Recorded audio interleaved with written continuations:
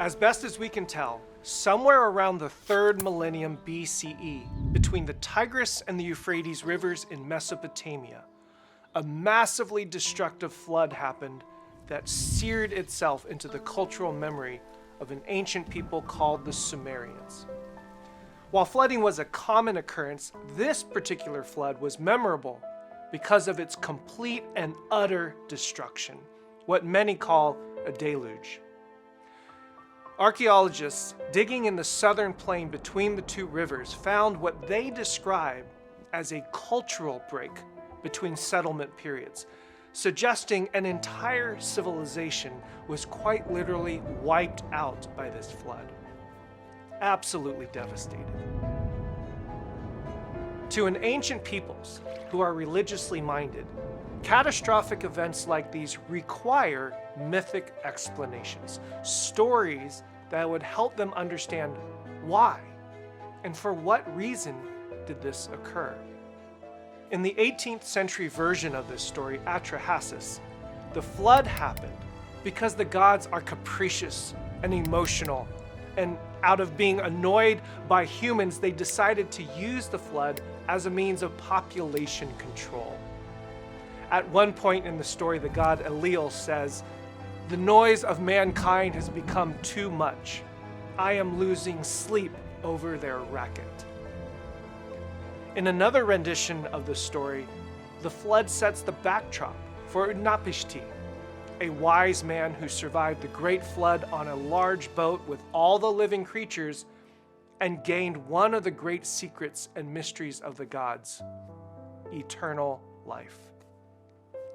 In this version, the flood was so terrifying that even the gods themselves took fright at the deluge and escaped the earth and went up to heaven to be safe.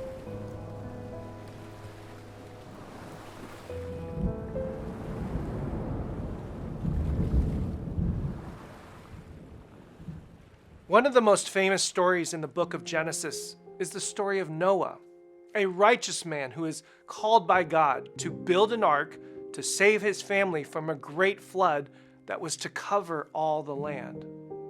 What is fascinating is that the elements of this story parallel much of what we find in other ancient accounts, which suggests this Genesis story is talking about a similar, if not the same, event.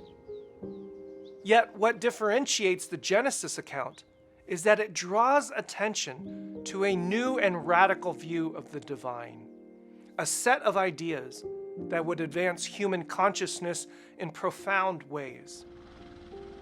In chapter 6 of Genesis, we read that there is a linked relationship between the violence of humanity and the violence on the land, making a connection between human activity and the choices we make and the health of the earth.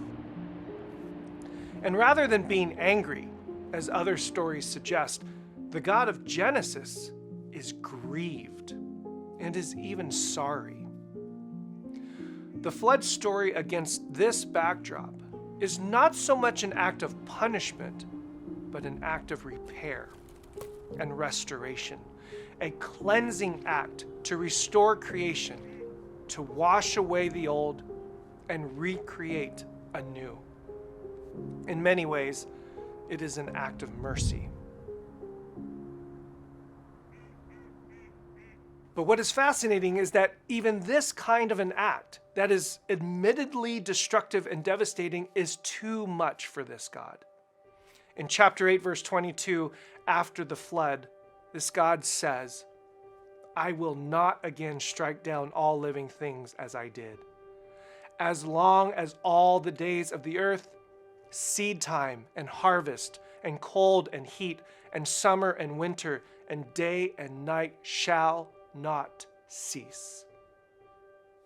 Here, we begin to see not just a commitment to withholding divine judgment, but we see a hint at a more natural explanation that the world turns, moves, and groans in accordance with the natural order set up earlier in the creation story.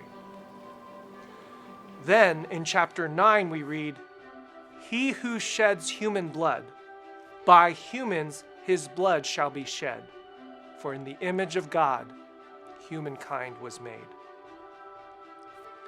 Here we see the beginnings of a different kind of human organization, the inauguration of a system of justice that humans must establish and negotiate, rather than a divine, capricious punishment from the heavens.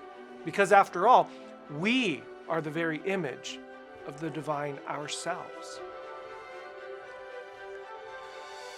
Now, to make this deal official, to establish what the biblical writers call a covenant, God sets a rainbow in the clouds to be a sign so that God would be reminded of these commitments.